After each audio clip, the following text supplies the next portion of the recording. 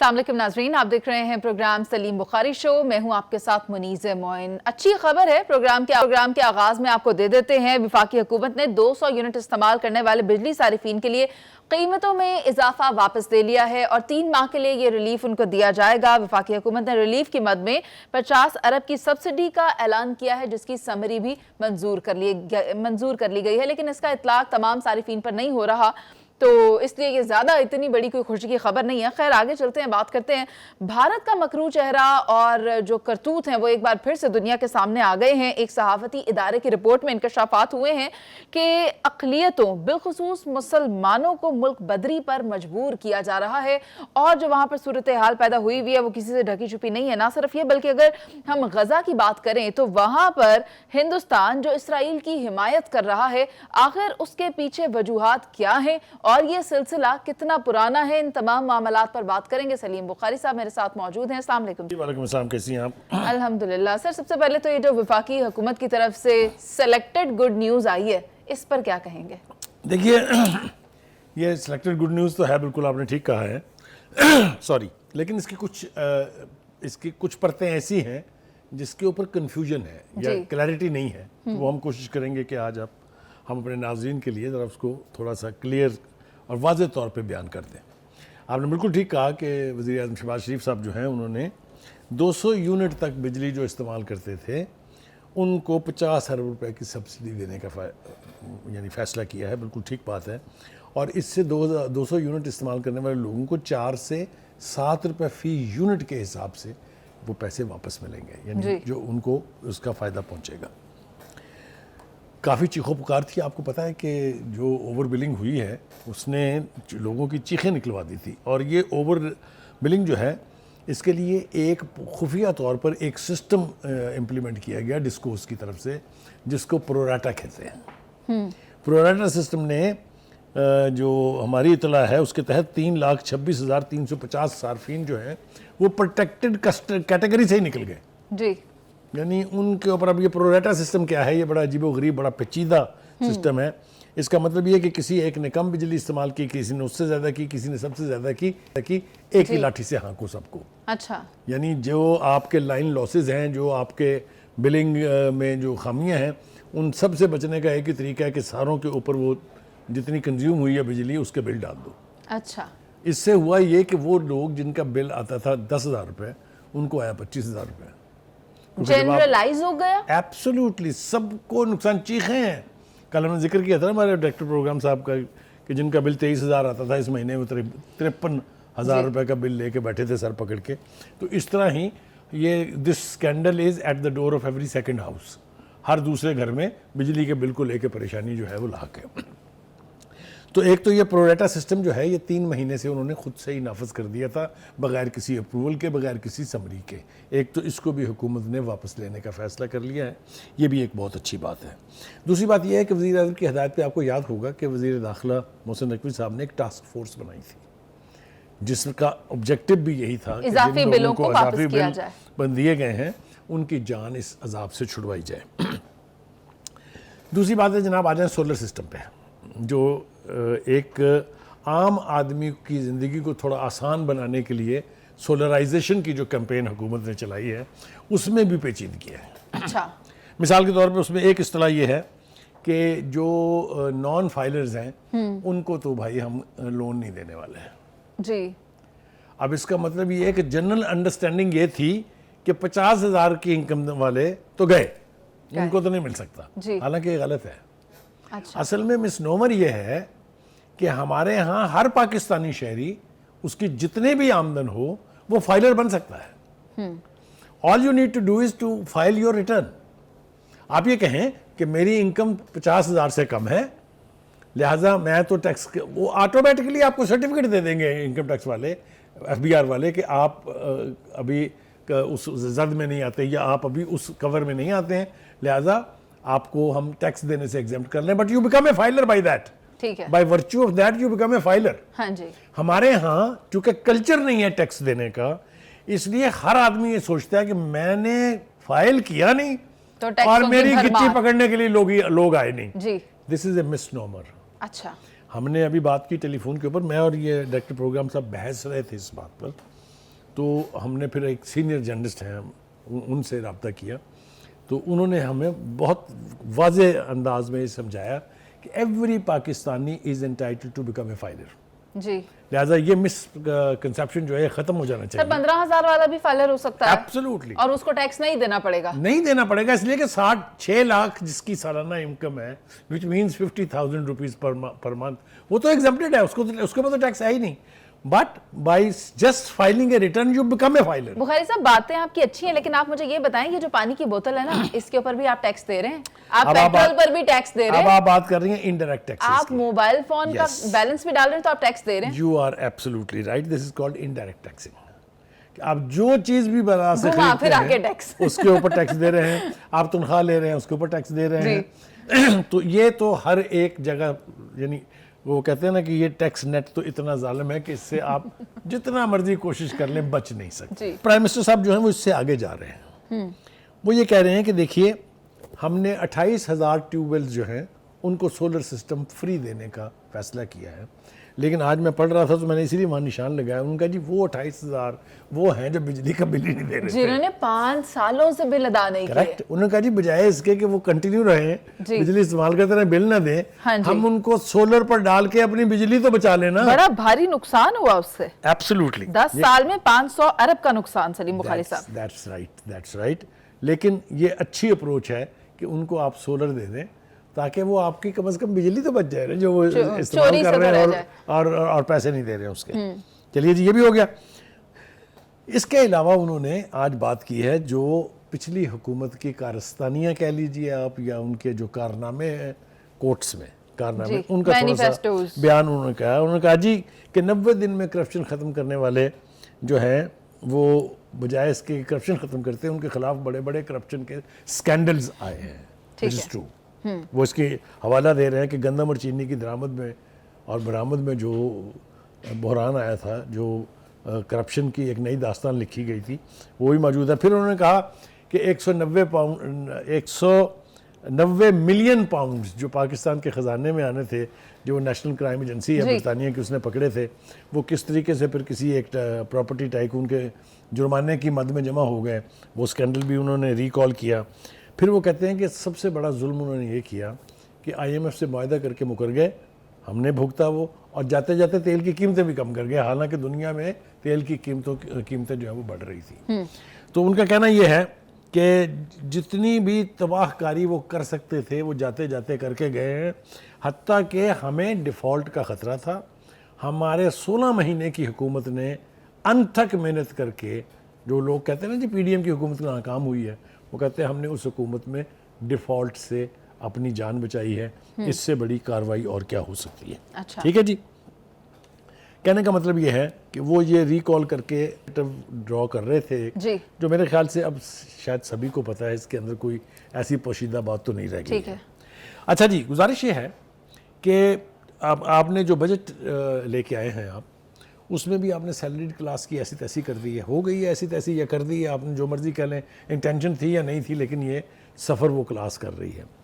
اوپر سے جیسا آپ نے کہا کہ جس چیز کو ہاتھ لگائیں آپ اس کے اوپر ٹیکس دے رہے ہیں, اور دوسرا یہ کہ نئے نئے ٹیکسز جو ایجاد ہو رہے ہیں اس سے عوام کی جان چھٹنے کا مجھے تو کوئی مستقبل قریب میں یعنی دکھائی نہیں دیتا کہ اس سے ہماری جان جو ہے وہ بچنے جا رہی ہے.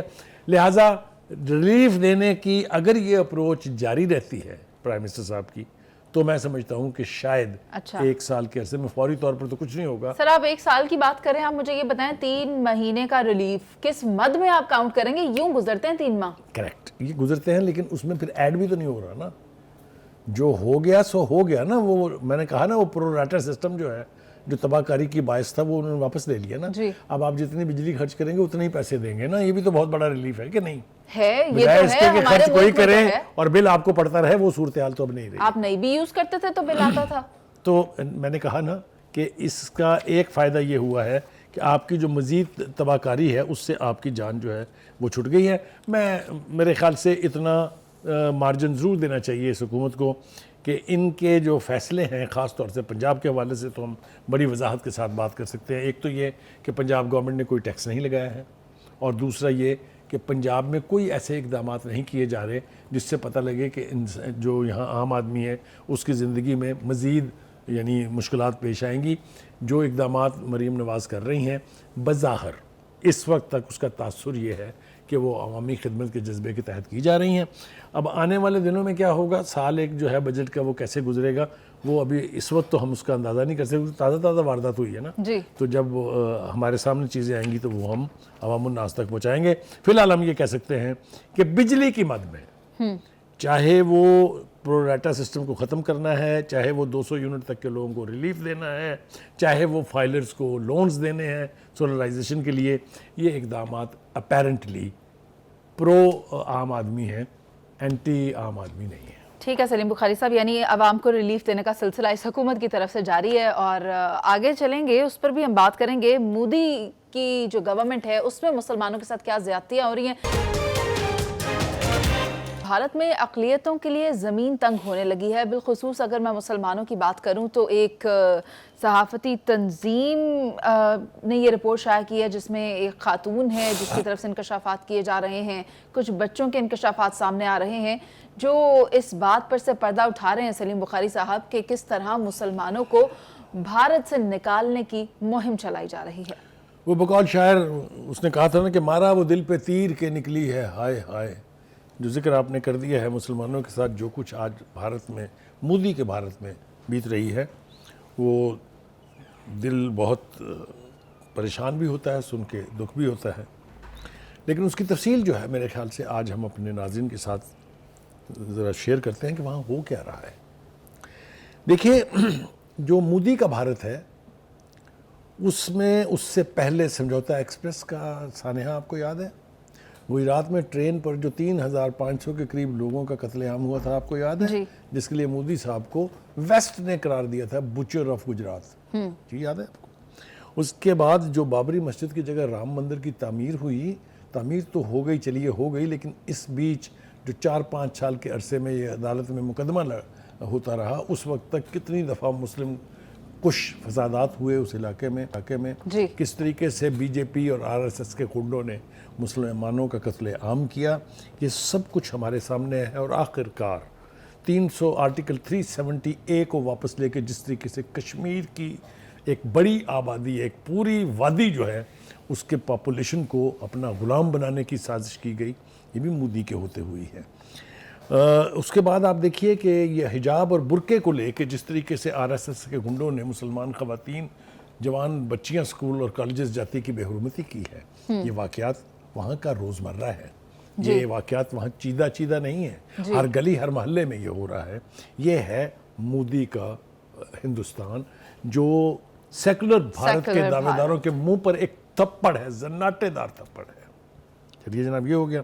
میں یہ پوچھتا ہوں کہ 20 کروڑ مسلمانوں کی آبادی کے ملک میں جس طریقے سے زمین تنگ کی جا رہی ہے مسلمانوں کے اوپر, اس کے لیے ہماری مسلم قیادت وہ کیا کر رہی ہے؟ وہ اس قسم کے خوفناک جرائم کے مرتکب ہو رہے ہیں خاموش کہ مسلمان ممالک نے, میں نام بھی لینا چاہوں گا, چاہے وہ UAE ہے, چاہے وہ سعودی عرب ہے, چاہے وہ بنگلہ دیش ہے, انہوں نے اسی مودی کو بلا کے اپنے ممالک کے اعلیٰ ترین سویلین ایوارڈز دیے ان کو. میں ان ملکوں کے نام بھی لینا چاہوں گا. نام کیوں لے رہے ہیں آپ؟ پاکستان کا نام بھی تو لینا. دیکھیے, پاکستان کا نام کس حوالے سے, ہم نے بھی تو مبارکبادیں دی ہیں. ہاں نہیں, ہم نے مبارکبادیں اس بات پر تھوڑی دی, اس بات کی تو نہیں دی, لیکن نومینیشن کی تو دی ہے. دیکھیے, میں پہلے بات اپنی مکمل کر لوں پھر اس کے اوپر آ جاتے ہیں. دیکھیے, کچھ ایسے ممالک ہیں جہاں پر باقاعدہ سرکاری سرپرستی میں مندروں کی تعمیر ہوئی. UAE میں ہوئی, عمان میں ہوئی, اور 2 ایک اور ممالک ہیں جہاں باقاعدہ انیگریشن جو ہے ہائیسٹ جو وہاں کے رولرز ہیں انہوں نے جا کے اس کی انیگریشن کی. یہ مسلمان ملکوں میں ہو رہا ہے جی. اس لیے اگر بھارت انکریج ہو رہا ہے, اگر بھارت یہ سمجھتا ہے کہ کوئی اس کو پوچھنے والا نہیں ہے, تو وہ اپنی طرف سے تو حق بجانب ہے. کیوں میں یہ کہہ رہا ہوں؟ دیکھیے, اس وقت اسکولوں میں مسلمان بچوں سے زبردستی جے شری رام کے نعرے لگوائے جا رہے ہیں. ویڈیو گیمز جو مل رہی ہیں اس میں بتایا جا رہا ہے کہ مسلمان بھارت کے دشمن ہیں, ان کو یہاں سے ہجرت کر کے چھوڑ کے چلا جانا چاہیے. میں اور آپ کو کیا بتاؤں, مجھے یوں لگتا ہے جیسے سیکولر بھارت جو ہے وہ زمیں بوس ہو رہا ہے, اور مودی کا جو ہندوتا کا راج ہے وہ قائم ہو رہا ہے. میں آج سوال کرنا چاہتا ہوں ان لوگوں سے جو یہ کہتے تھے کہ جنہوں نے غلطی کی پاکستان بنا کے ہندوستان کی تقسیم کر کے. میں پوچھنا چاہتا ہوں ان لوگوں سے جو یہ کہتے تھے کہ ہم جناح کے پاکستان بنانے کی غلطی کے شریک کار نہیں ہیں. آج دیکھ لیں وہاں کیا ہو رہا ہے. تو اگر ہم بھی غلام رہتے اسی طریقے سے اور پاکستان نہ بنا ہوتا تو آپ تصور کر لیجئے کہ وہاں پر مسلمانوں کی زندگی کیا ہوتی. اصل بات یہ ہے کہ جتنے بھی مسلمانوں کی یعنی بین الاقوامی تنظیمیں ہیں وہ کیا کر رہی ہیں. آپ مجھے بتائیے کسی مسلمان ملک کی طرف سے آپ نے کنڈمنیشن کا میسج سنا کہ ہندوستان میں مسلمانوں کے ساتھ جو ہو رہا ہے اس کی مذمت کی ہو انہوں نے؟ تو یہ جو کرمنل سائلنس اس کو میں کہوں گا، جو مجرمانہ خاموشی ہے، ہم بھی اس میں کسی سے پیچھے نہیں ہیں. ہم بھی سوائے لپ سروس کے اور کچھ نہیں کرتے ہیں. کیا ہم نے، اگر آپ مجھے اجازت دیں تو میں نام لے کے کہہ دوں گا کہ میں سمجھتا ہوں کہ خان صاحب نے جس طریقے سے کشمیر کا ہڑپ کیا جانا خود ہڑپ کیا ہے اس کی بھی مثال نہیں ملتی ہے. آپ کا بڑا دل دھڑکتا تھا، آپ نے جا کے اسلاموفوبیا کی بات کی یونائٹڈ نیشن میں. ہمیں تو آپ ایک مجھے یہ دن بتائیے کہ دلوایا، جب ہم آرٹیکل اسے 370 ہوا تھا، ہم عالمی دن کے طور پر مناتے ہیں اور اس کا کریڈٹ ہمیں خان صاحب کو دینا پڑے گا. دیکھیے اس کا کریڈٹ تو ہمیں دینا پڑے گا، لیکن اس کا ڈسکریڈٹ کون لے گا جن کے ہوتے ہوئے یہ ہوا آرٹیکل 370 واپس اور کشمیر ہڑپ ہوا اور ہم اس کا خاموش رہے. الزام ہم دیں گے. ٹھیک ہے. تو کہنے کا مطلب یہ ہے کہ یہ رویہ ہے، یہ ایک رویے کا نام ہے. اور اس رویے میں صرف پاکستان، ہم نے اپنی کرسنگ تو کر لی نا، لیکن یہ کہ مسلمان جو انٹرنیشنل آرگنائزیشن ہے، چاہے وہ آرگنائزیشن آف اسلامک کانفرنس ہے، چاہے وہ عرب لیگ ہے، چاہے وہ کچھ بھی ہے، چاہے وہ اور ادارے ہیں، ان کی طرف سے کچھ نہیں ہوا. یونائٹڈ نیشن بھی اس کے اوپر آنکھیں بھی بند کیے ہوئے ہیں اور خاموشی اختیار کیے ہوئے ہیں. ایک بات بتائیں بخاری صاحب، ہم اس طرح کا کام کیوں نہیں کرتے ایز اے اسٹیٹ؟ جس طرح انڈیا یہ کر رہا ہے کہ اپنی امیج بلڈنگ کر رہا ہے، موویز اس طرح کی کریٹ کر رہا ہے جس میں وہ یہ بتانا چاہتا ہے کہ کشمیر ان کا حصہ ہے اور مسلمان جو ہیں وہ ہر جگہ زیادتی کریں. ہم وہ کام کیوں نہیں کر رہے؟ یہ اب آپ نے بہت ہی صحیح بات جو ہے اس کی طرف اشارہ کیا ہے. دیکھیے ہم نے ایک کشمیر کمیٹی بنائی تھی جس کے مولانا فضل الرحمان صاحب جو ہیں وہ کم از کم 10-12 سال تک چیئرمین رہے ہیں. کوئی ایک دورہ ان کا بتا دے جو انہوں نے کشمیر کی پروموشن کے لیے، پاکستان کے مقدمے کو پروجیکٹ کرنے کے لیے کیا ہو. ہمارے فارن آفس نے کیا کیا، جہاں جہاں کانٹیکٹ کشمیر کے کانٹیکٹ گروپ بنے ہوئے تھے، جن ایمبیسیز میں وہ ڈیسک بنے ہوئے تھے، وہ ختم ہو گئے ہیں. تو ہم تو بالکل یہ وہ جس کو کہتے ہیں نا پنجابی زبان میں ستو پی کے بیٹھ گئے ہیں کہ ٹھیک ہے جی جو فیصلہ ہونا تھا کشمیر کا ہو گیا ہے. وہ دوسری بات ہے کہ کشمیری خود اس کے اوپر خاموش نہیں بیٹھیں گے. آپ نے دیکھ لیا وہاں جو کچھ ہو رہا ہے، آئے دن وہاں کرفیو لگانا پڑتا ہے. وہاں پر آزادی سے کوئی ہندوستان کا پرو مودی بندہ پھر نہیں سکتا، سڑکوں پر آ نہیں سکتے. مودی صاحب جب بھی دورہ کرنے لگتے ہیں وہاں پر ایک ایسی سٹرائک ہوتی ہے جس کی کوئی مثال نہیں ملتی آپ کو. یہ سب کچھ وہاں کے لوگ کر رہے ہیں. ایک اور چیز جو میرے خیال سے ہمیں شیئر کرنی چاہیے اپنے ناظرین کے ساتھ، وہ یہ کہ 75% of hate speech events in B J P ruled India ہو رہے ہیں اس وقت. اسی طریقے سے 36% یعنی 239 of the events including a direct call for violence against مسلم یہ ہو رہا ہے وہاں پر. 25% means 169 featured speeches calling for targeting Muslim places of worship. یہ اس سیکولر ہندوستان میں ہو رہا ہے لیکن کسی کے کان پر کوئی جون نہیں رینگ رہی ہے. یہ وہ خوفناک منظرنامہ ہے. اس کا مطلب یہ ہے کہ اگر یہ خاموشی جاری رہتی ہے تو بھارت، مودی کی RSS، مودی کی BJP جو چاہے مسلمانوں کے ساتھ کرے، کسی کے کان پر کوئی جو نہیں رینگ. اس صورتحال کا ماتم ہمیں ہر پروگرام میں جب موقع ملے کرنا چاہیے. As journalist I think we owe it to the people of India جو بخاری مسلمان صاحب ہیں. ایک ٹارگٹ ہے مودی کے پاس جس کے لیے وہ کام کر رہے ہیں اور وہ ہے پاکستان کو آئسولیٹ کرنا. کتنے فیصد کامیاب ہو چکے ہیں؟ دیکھیے پاکستان کی آئسولیشن اگر ممکن ہو سکتی تو اب تک ہندوستان کر چکا ہوتا، کیونکہ اس کی طرف سے کوششیں تو صدا سے جاری ہیں اور اس کو پذیرائی بھی ملتی ہے. لیکن پاکستان چونکہ ایک ریالٹی ہے، پاکستان جو ہے ایک امپورٹنٹ ملک ہے اس ریجن میں.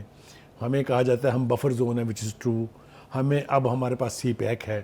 تو کہنے کا مطلب یہ ہے کہ وہ جتنی مرضی کوششیں کر لیں، جب تک چائنا کے ساتھ ہماری دوستی انٹیکٹ ہے، جب تک مسلمان ملکوں میں ہمارا ایک رول ہے، ایک ہماری اہمیت ہے، میرا نہیں خیال کہ بھارت کبھی اپنے اس مذموم مقصد میں کامیاب ہو سکتا ہے اچھا۔ کہ ہمیں کمپلیٹلی اور اس بارے میں کیا کہیں گے کہ کھیل میں جو سیاست کو گھسیٹ رہا ہے بھارت، ایبسلیوٹلی اس جہاں کا بھی ٹیمیں نہیں چہرہ بھیجتے۔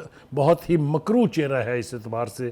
آپ کو یاد ہے جب بھی کبھی پاکستان میں کسی ایونٹ کو ہوسٹ کرنے کی بات ہوتی ہے تو ہندوستان کی حکومت چاہے بی جے پی کی ہو چاہے کانگریس کی ہو وہ اپنے پلیئرز کو یہاں پاکستان بھیجنے سے اجتناب کرتے ہیں. یہ بھی ایک مسلسل مائنڈ سیٹ ہے. ابھی دیکھیے ایک ایونٹ آنے والا ہے چیمپئنز ٹرافی. جی حالانکہ ہم نے ہر دفعہ یہ پیشکش کی ہے کہ ہماری ٹیمیں پاکستان کی ٹیمیں جو ہیں وہ جا کے ہندوستان میں کھیلنا چاہتی ہیں اور ہم کھیلے بھی ہیں, ہم گئے بھی ہیں, لیکن انہوں نے ہمیشہ کبھی نیوٹرل وینیو کی بات کی ہے, کبھی ایونٹس جو ہیں وہ ہمیں دبئی میں کرانے پڑے ہیں. اب دیکھا یہ میرا خیال سے ٹیسٹ ہونے جا رہا ہے کہ چیمپئنز ٹرافی میں کیا انڈیا اپنی ٹیم پاکستان بھیج رہا ہے کہ نہیں, کیونکہ محسن نقوی نے ایز چیئرمین بی سی پی یہ کہہ دیا ہے کہ تمام میچز جو ہیں چیمپئنز ٹرافی کے وہ پاکستان میں ہوں گے. ٹھیک ہے سلیم بخاری صاحب, بات تو بہت اچھی ہے اور اس سے ڈیفینیٹلی ہمارے اسٹیٹ کو بہت فائدہ ہونے والا ہے. ابھی چلتے ہیں ایک بریک پر, لیکن ہم بھارت کے چیپٹر کو بھی کلوز نہیں کر رہے. ہمیں اس پر بھی بات کرنی ہے کہ اسرائیل کی طرف سے جو فلسطین میں بربریت جاری ہے اس میں بھارت کا کردار کیا ہے. بھارت کا کردار کیا ہے فلسطین میں جو بربریت اسرائیل کی طرف سے برپا کی گئی ہے؟ تو اس میں جو بات سامنے آئی ہے وہ یہ ہے کہ بھارت مدد کر رہا ہے اسرائیل کی. کب سے اور کس طرح سے؟ سلیم بخاری صاحب اس پر روشنی ڈالیے. دیکھیے ابتدا یہاں سے ہوئی کہ اسرائیل نے 1953 کے اندر وہاں اپنا سفارتخانہ کھولا تھا بمبئی میں, اور 1960 سے فوجی برآمدات شروع ہو گئی تھی ان کا, یعنی دفاعی تعلق جو ہے وہ 1960 سے قائم ہے. اچھا, تو آپ یہ دیکھ لیجئے کہ یہ کتنا طویل سفر ہے جو دونوں ملکوں نے ایک ساتھ طے کیا ہے. اس سے ہٹ کے جو سب سے خوفناک بات ہے وہ یہ ہے کہ آپ کو یاد ہوگا کہ اسرائیل میں جو فلسطینی تھے وہ غلیلوں کے ذریعے فوجیوں کا مقابلہ کرتے تھے, یاد ہے, اور اس کے مقابلے میں ٹینکس اور بختر بند گاڑیاں آیا کرتی تھیں. صحیح. تو وہ جب کشمیر میں جدوجہد آزادی شروع ہوئی 1989 میں, تو انہوں نے اسرائیل کے اس تجربے سے استفادہ حاصل کرتے ہوئے نہتے مسلمانوں کے خلاف ٹینکوں اور بختر بند گاڑیوں اور یعنی ایریل بامبنگ پتہ نہیں کیا کیا اقدامات کیے. تو وہ ایک دوسرے سے استفادہ حاصل کرتے رہے ہیں کیونکہ دونوں ہی ان پاپولر ہیں اس ریجن میں, دونوں ہی مسلمانوں کے خلاف صفا رہا ہیں. ٹھیک ہے جی, ایک بات تو یہ ہو گئی. دوسری بات یہ ہے کہ میں سمجھتا ہوں کہ یہ اس وقت ہندوستان جو ہے وہ جو قرض ہے اس کے اوپر اسرائیل کا, جو اسرائیل نے مدد کی تھی, کیونکہ جو سارا سیکورٹی سسٹم نافذ ہوا یعنی لگایا گیا ہے مقبوضہ وادی میں, وہ سارا اسرائیل کا ہے. پورا جتنا کمیونیکیشن سسٹم ہے وہ سارے کا سارا اسرائیل کا ہے. اور یہ جو اس وقت تعاون ہو رہا ہے وہ بڑا عجیب و غریب قسم کا ہے. ایک تو یہ کہ جو 7 اکتوبر کو جب جنگ شروع ہوئی غزہ کی, تو 90,000 لوگوں کے ورک پرمٹ جو ہیں فلسطینیوں کے وہ کینسل کر دیے تھے اسرائیل نے. اس کی جگہ بھارت نے 1 لاکھ بندہ جو ہے اس کو ورک پرمٹ دلوا دیے ہیں, اور وہ بھارت کے لوگ جو ہیں وہاں اسرائیل میں جا کے کام کریں گے ان فلسطینیوں کی جگہ سے. تو آپ یہ دیکھ لیجئے گا کہ یہ کتنا ڈیپ روٹڈ کوآپریشن ہے ایک دوسرے کے ساتھ. دوسری بات یہ ہے کہ ایک اور انٹیلیجنس جو ڈومینز بنتی ہیں اس کے اندر بھی ہندوستان اور اسرائیل دونوں جو ہیں ان کا تعاون بہت ریمارکیبل بھی ہے, اور جو دونوں جگہ فلسطین کی تباہی کے لیے اور ادھر کشمیریوں کی تباہی کے لیے جو سسٹم ایجاد کیے جا رہے ہیں وہ بھی دونوں مل کے بنا رہے ہیں. ہیونگ سیڈ دیٹ, میرے خیال سے جس بات کی طرف ہمیں اشارہ کرنا چاہیے وہ یہ ہے کہ اس وقت جو ہندوستان میں مسلمان ہوں یا اسرائیل میں جو مسلمان ہیں, جو غزہ کی پٹی میں ہیں, جو فلسطینین ہیں, جو رام اللہ میں رہتے ہیں, جو ویسٹ بینک میں رہتے ہیں, ان کے ساتھ کیا بیت رہی ہے. تو مجھے بہزاد لکھنوی صاحب نے طویل عرصہ پہلے, یہ بہزاد لکھنوی صاحب وہی ہیں جو انور بہزاد جو خبریں پڑھا کرتے تھے ریڈیو پاکستان پر, اس کے والد ہیں, انہوں نے ایک نظم لکھی تھی, اس کے 2-3 اشعار اگر آپ اجازت دیں مجھے, جو اس پوری صورتحال کو سم اپ کر دیں گے. وہ کہتے ہیں کہ اس دور میں اے دوست زبوں حالی یہ مسلم, دیکھی نہیں جاتی ہے مگر دیکھ رہا ہوں, اور ہلتے نہیں فریاد سے کیوں عرش کے پائے, مظلوم کی آہوں کا اثر دیکھ رہا ہوں. اور سیاد نے پھونکا تھا انا دل کا نشیمن, سیاد کا جلتا ہوا گھر دیکھ رہا ہوں. یہ ہوگا فلسطین کی یہ جدوجہد آزادی, بالآخر اس کی قیمت اسرائیل کو چکانی پڑے گی. یہ تو ہو گئی جناب وہاں کی قسم پرسی کی داستان. اب دوسری طرف آ جاتے ہیں کہ غزہ کی جنگ کے لیے جو مذاکرات ہو رہے ہیں اس کے اوپر حماس نے جو ثالثی کرنے والے ممالک ہیں ان کو یہ بتایا ہے کہ جب کبھی ہم معاہدے کے قریب پہنچنے لگتے ہیں نیتن یاہو صاحب کی کارستانیاں اور ان کی جنگی حکمت عملی اس کے آڑے آ جاتی ہے اور صورتحال جو ہے پھر پیچھے کی طرف چل پڑتی ہے. انہوں نے کہا کہ ہمیں یہ خطرہ ہے کہ اگر نیتن یاہو کی ان چالاکیوں کا نوٹس نہ لیا گیا تو ایک وقت ایسا آئے گا جب ہم زیرو پوائنٹ پہ پہنچ جائیں گے. اور اس کا انکشاف تو برطانوی اخبار گارڈین نے بھی کیا ہے. ایبسلیوٹلی, کل ہم نے اس کا ذکر بھی کیا تھا. تو کہنے کا مطلب یہ ہے کہ جو کچھ بھی اسرائیل اس وقت کر رہا ہے اس کے اوپر سوائے لپ سروس کے کسی نے کچھ نہیں کیا ہے. یہ جو قسم پرسی کی داستان میں نے بہزاد لکھنوی صاحب کی آپ کو سنائی ہے یہ بھی اس کی طرف اشارہ کرتی ہے کہ ایک بے حسی ہے جو طاری ہے مسلمان ممالک جو اس خطے میں ہیں ان کی بالخصوص اور جو دنیا بھر میں ہے ان کی بالعموم. جو خاموشی ہے اس نے فلسطینین کی کاز کو بہت نقصان پہنچایا ہے. اس خاموشی نے اسرائیل کو انکریج کیا ہے کہ وہ تمام تر دنیا کے پریشر کے باوجود تمام تر بدلتی ہوئی عالمی رایامہ کے باوجود اپنی قتل و غارت گری کا بازار گرم کیے ہوئے ہے اور کوئی ریلیف دینے پر آمادہ نہیں ہے. اچھا جی بخاری صاحب, میں چاہتی ہوں کہ کل ہم نے جو سٹانس رکھا تھا وہ اسرائیل والا سامنے رکھا تھا اور بنجامن نیتن یاہو والا کہ یہ لوگ بیک آف کر سکتے ہیں اور ان کا انٹرسٹ کتنا ہے اس جنگ کو ختم کرنے میں. اور اب ہم اسی جنگ بندی پر حماس کا سٹانس سامنے لے کر آ رہے ہیں اور حماس بھی وہی خدشہ ظاہر کر رہا ہے کہ یہ دیکھیے حماس نے تو اکاموڈیٹ کرنے کے لیے کہ کوئی صورت ایسی ہو جائے کہ جنگ بند ہو جائے اپنے سٹانس سے تھوڑا سا پیچھے ہٹے ہیں. وہ مستقل جنگ بندی کی بات کر رہے تھے, اب وہ یعنی محدود مدت کی جنگ بندی پر بھی آمادہ ہیں. لیکن اسرائیل جو ہے وہ یہ سمجھتا ہے, خاص طور سے نیتن یاہو کی اسٹریٹجی یہ ہے کہ وہ سمجھتا ہے کہ وہ فلسطین کو, فلسطین کی حماس کو, ان کو ختم کرنے کے قریب پہنچ چکا ہے. یہ اس کی غلط فہمی ہے, ہم نے کل بھی اس کی وضاحت کی تھی, آج پھر ہم اس کی وضاحت کر رہے ہیں کہ ایسا کچھ ہونے نہیں جا رہا ہے. دوسری طرف ہم دیکھتے ہیں کہ ہندوستان جو ہے وہ اپنی فلموں کے ذریعے ایسی فلمیں بن رہی ہیں جس میں پروپیگنڈا کیا جا رہا ہے اور مشرق وسطیٰ میں مسلم ثقافت جو ہے اس کی بربادی اور اس کی تباہی جو ہے وہ اس کا نشانہ ہے. اور وہ فلموں کے ذریعے جس کو میں کہوں گا ثقافتی یلغار کر کے مسلمانوں کے امیج کو ڈیمیج کرنے کی کوشش کر رہے ہیں. وہ بھی جاری ہے, دھڑا دھڑ وہ فلمیں ریلیز ہو رہی ہیں ان مسلم بخاری صاحب, کیا یہ جو ڈاؤٹ ہے اسرائیل کو کہ یہ اگر معاہدہ نہیں کرتے, بیک آف نہیں کرتے, تو اس کے باوجود بھی یرغمالی چھڑوا لیں گے جس کا ان پر پریشر ہے, تو کیا یہ کر سکتے ہیں؟ جب تک آخری حماس کا بندہ زندہ ہے یرغمالی سلور پلیٹر پر رکھ کے تو کوئی نہیں دینے جا رہا, یہ تو بھول جائے وہ.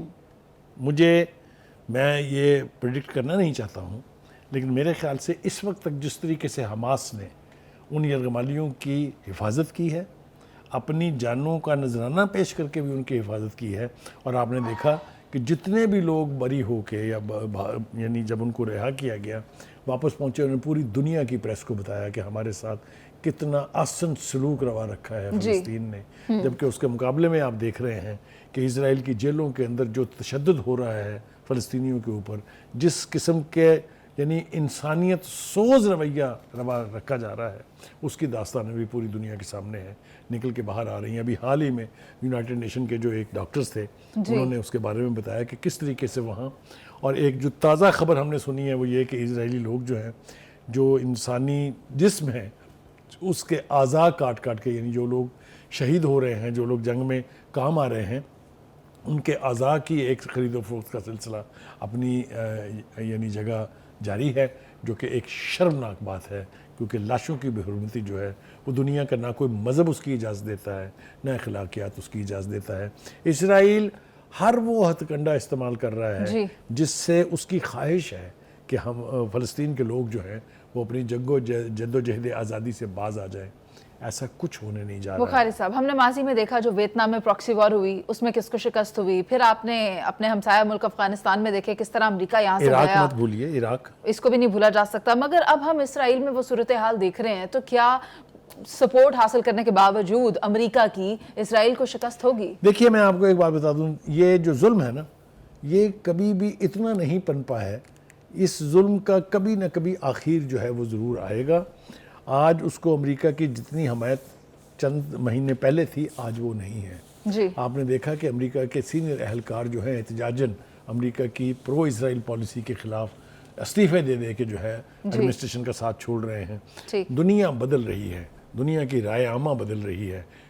واحد اسرائیل جو ہے وہ پوری دنیا کی رائے عامہ کا مقابلہ نہیں کر سکتا. ٹھیک ہے. میں کنوکشن کے ساتھ یہ کہہ رہا ہوں کہ بالآخر فلسطینی اپنی منزل پا لیں گے. اور اب بات تو یہاں تک پہنچ گئی ہے کہ اسرائیل کے اپنے ہی اس کا ساتھ چھوڑ کر جا رہے ہیں. سلیم بخاری صاحب درست فرمایا آپ نے, پروگرام کا وقت ختم ہو گیا ہے. آپ تمام دیکھنے والوں سے اجازت چاہیں گے, کل دوبارہ حاضر ہوں گے. ابھی کے لیے اجازت, اللہ نگہبان.